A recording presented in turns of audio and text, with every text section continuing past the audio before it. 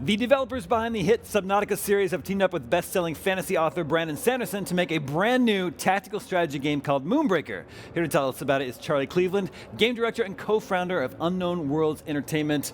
Welcome to the IGN gamescom stage. Thank you. This game revealed at opening night live last night. One of the more interesting games, I think, at the show this year. Thank you. Very, very cool premise. Weird? Were you going to say weird? I mean, but weird in a good way. Okay, good. Weird in a good way. You know, it's like it's not a third-person, open world RPG game. That's true.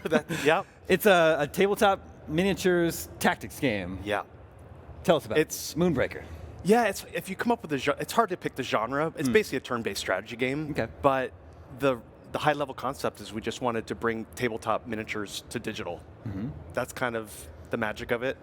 That includes painting, that includes the lore, that includes, of course, just the moment-to-moment gameplay. But we're actually, I think, basically the first of its kind. I mean, I've seen a lot of people. Sure. Yeah, they're trying to they make a little move into miniatures, they have a miniatures look with Hitman Go. There's a couple games here and there, but no one has actually taken tabletop miniatures, brought them to the modern age. And you're leaning into it. These are miniatures. They're not like animated characters. That's right. They move around the board as the player would do that. Yeah. And they're although we don't have the hand. Right, no hand. We talked about it, but we never did. Thought about that. Yeah, That looked kind of weird. But they're not animated. They are voiced though. Is that right? They are voiced. So there's full voice acting in the game. And that's kind of that was a line that we had to figure out where we lived on. We obviously didn't want articulated animation, but we do want voices. We do want basically video game sound effects where you can see the VFX. We tried the paused, completely still versions of that stuff, and it just never quite worked. So we're kind of walking the line carefully between video game and tabletop. Hopefully pretty successfully. What's the basic rules of the game? How does the game play? Okay. So imagine basically you have Cinder, which is your magical resource, semi-magical resource, and you just gain Cinder every turn. Start with 1, then go to 2, 3, 4. It's kind of like Hearthstone. Basically, it sounds like maybe some game has done that. Yeah. We actually tried so many different versions, and that was just the best. So you use that Cinder to basically summon in your own units. You also use the Cinder to power various abilities on your units. So at any given time, you're basically trying to decide, do I use my current units at their full potential, or do I bring in new stuff for later? The units that you get to use in the match are randomly selected from a roster, which you build. So it's not really like building a deck. You are building, it's like a lineup, or it's a captain and 10 crew. But you really can't control what you start with. So a lot of tabletop miniatures games, you start with everything on the table. It's kind of like this giant war of attrition. You just have it's like you go, Braveheart style or whatever. They just crash into each other. That is not the right pacing for us. We wanted more of a build-up pacing, more like StarCraft or an RTS. So it gets dramatic. You're always responding to various dynamic elements that are happening in the game. Not only the random units that you have, but there's so much to talk about. The ship assists, these ship powers that you don't add them to your roster. These are powers that come from your orbiting ship that you rode in on. Those you choose from your sets of random buckets when you start the game. You're not always going to have the option of what you want to play with. Sometimes you're going to get some surprises. Sometimes you're going to get 2 really crazy ones. You have to figure out a way to use them together.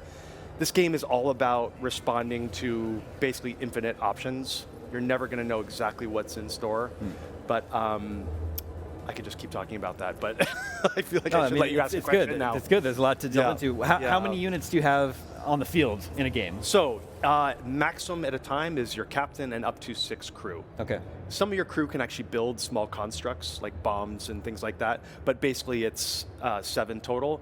We found that beyond that, and it's way too many to control. And this game, even though it's turn-based, even though it's miniatures, it's actually very intense. Sure. You'll probably spend the first 30 seconds, 40 seconds of your turn staring intently at the table, trying to figure out what to do, and then you quickly make all the moves before the timer runs out. Because you have to position your units. Each unit blocks other units. So they block the movement. They lower accuracy if you fire through them. So if you want to protect your captain, which is the goal of the game is to kill the enemy captain, if you want to protect them, you might move another unit in front. But you want to make sure that you do the order right to make sure it's got this chess-like order thing. You got to do it just right, because if you block another unit who's going to take a shot first, you lower their accuracy. So you kind of have to plan every single detail. Which is it's a real brain burner, actually, in the best way, I think. Sure. About how long are you finding games last? 12 minutes 12 is minutes, our huh? That's recorded good. average. So it's pretty. Thank you. I've worked extremely hard to get that time down. Like we've all suffered through our on the dev team like hour-long games, 2-hour-long games. So like I think we're pretty good on that. But we want to keep it accessible. Sure, It's sure. gonna be fast. We should talk about the painting aspect of it. Okay, like everyone seems to love the painting. I mean, yeah, that's something Yeah. that's really unique. Don't do a lot of painting of my characters or units in video games. So. Yet. Maybe this is going to be the. This might be. Yeah, it's funny. Like we always knew that painting was like kind of the special, one of the special sauces here. But I have a feeling like, well, on the dev team we've seen some people paint more than play, and I thought that was like a fluke because maybe the game's not good enough yet. The response we've seen at Gamescom is basically everyone is freaking out about the painting. I really hope they freak out about the game Gameplay too too. eventually once they get their hands on it. But the painting is, I mean, it's really special because during lockdown I basically got I was stressed like the rest of us, and I started to learn to draw. So I'm like, through my lockdown, I'm going to learn how to draw and paint. I'm going to do it every day. And I was using Procreate on the iPad, and I'm like doing it. And I found myself getting really relaxed. Like it was just such a blissful, beautiful place to be, just to zone out on visuals and not think about anything else.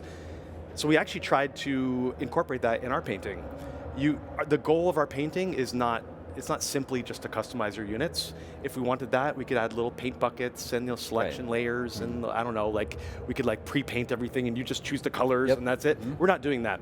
Painting is the goal. Like painting, it's like an activity that you enjoy doing. We tried to make this as relaxing and peaceful as possible. We have emulated all proper, not all, but we've gotten inspiration from miniatures painting styles. You can paint a base coat. You can do a wash. You can do dry brushing. You can use decals. So these are methods that miniatures painters use, and we always want to make sure that it always feels analog. This is not meant to feel like a digital tool. And again, how we walked the line between video game and analog before for the gameplay, we did the same thing here. We do have an undo. That's about you have to have an undo. Sure. We actually tried making this without undo, and it just was like, it was too much of a loss. But almost everything else, we're really trying to lean into the physical side, making it feel as much like a physical experience as possible. I think people find a lot with, when you're converting even physical board games into digital formats, there are pros and cons to each, right? Yeah, exactly. Neither is officially the best way to play that. And, no. Being able to paint, being able to experiment with different paint styles and then undo is also pretty nice too.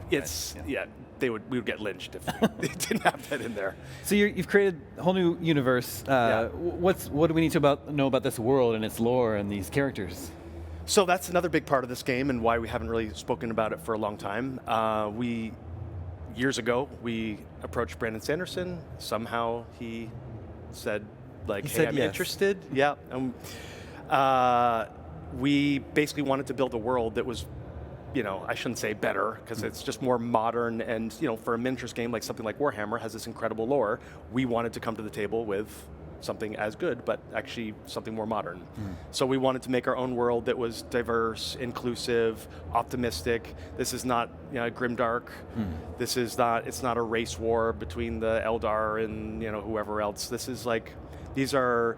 It's very like Guardians of the Galaxy kind of inspired, and they're basically captains with their crew. Usually a motley crew with like aliens, some guy locked up in the corner, no one knows where they found him. He's just hitching a ride. Over here, someone else is like running a mission for someone else secretly at the same time.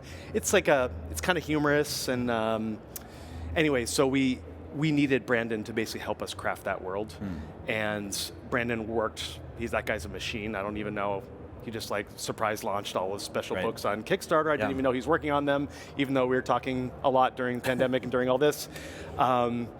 So he's created this fantastic world. We've built basically years of stories and years of characters, of which you're only seeing a tiny piece at launch.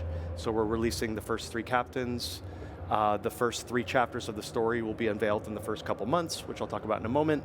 And we've basically planned this almost like Canterbury Tales in space. Ooh. That's kind of, I don't know if does anyone even know that reference? I'm old enough. I'm okay, of an age. I'm old enough, so I know it. I read that in high school, not gonna lie.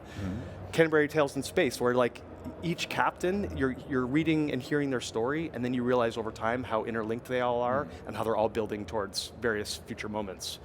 So the way we're doing that is also pretty unique. we're actually telling all the stories through audio podcast, Oh, wow. which is really crazy, right? Yeah. We're just making a fully acted audio podcast Wow. along with a game. And we're actually going to be releasing that on Apple Podcasts and like any place you would normally hear a podcast for free. It's also part of the game. And so what's really cool about that is you can listen to a podcast while you're painting. That's Long actually form. perfect. 30 minutes. It's like you thought of everything. It's almost like we thought. Yeah. It makes it. I'm making it sound easy, but this was like we decided this like years ago, and it just took this whole time to actually make it work. Well, now it's it's finally going to be out there in early access form. Yes. Next month, in September. September 29th. Mm-hmm. Yep. And when it launches for PC, you have PvP, PvE, and then Yep. a single player roguelike mode. We do. Yeah. Talk about that. Yeah, so it's like a roguelike mode where you fight a series of bosses, which are actually custom for that mode. And everything in this game is about a unique power. Every unit has, the captains have multiple powers, but all the crew just have one. The cargo run, we're calling it cargo run, those bosses have like 2 powers, and they're just like, you look at them and you're like, this is so broken, how do I fight against this? But of course, you learn. Like everything else in the game, everything has a counter, and you just have to figure it out. You play a series of 5 matches. Those are randomly chosen from a big pool of bosses. It will get bigger over time. And during the game, you have some extra goodies that show up. Cargo drops around the map, and the game is all about unit positioning. So you have to like get to the cargo, open it up, and whatever upgrade you find in there goes to the unit that picked it up. Or you can use units to manipulate it, push it towards you, or you can use a grappling hook to pull it towards you. We also have relics. It's very Slay the Spire-esque, so cool. like they're kind of designed to go off the rails. Yeah. Some really crazy stuff happens, but it's okay. It's single player. Sure. Like you can Yeah. that's where you're allowed to go crazy. Yeah, it's for sure. Yeah. So you're launching an early access on Yep. PC with the emphasis on painting and everything. I'm sure you've thought about this. Could the game work on console? Yes. Sometime in the I don't future? think we've formally decided it. Okay. We just want this game to go as wide as possible. Sure. We just haven't. We haven't actually decided that. We probably will do it if the game does well. I'm pretty sure we're going to go crazy. Okay. Well, I hope yeah. you get the chance to go I crazy hope with so it. too. Thank you so much Yeah, for joining thanks, us. We're looking forward to hearing more about Moonbreaker. We've got lots more IGN Live at Gamescom 2022 on the way, so stick around.